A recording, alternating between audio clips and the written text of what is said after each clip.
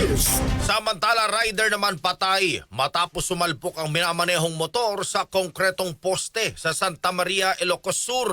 Kasama mo mula sa IFM Vegan si Idol Mike Layante. RMN Live Reports.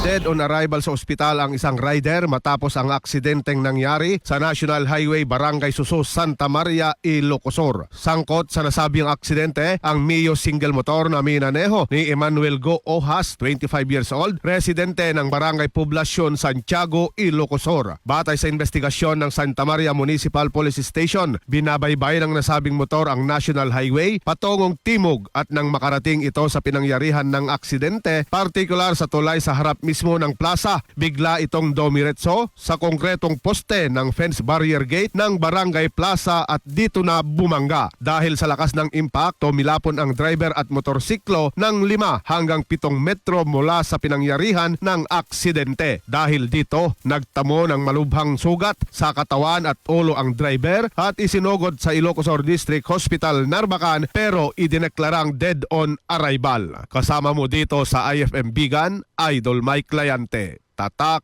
RMN. RMN Network News.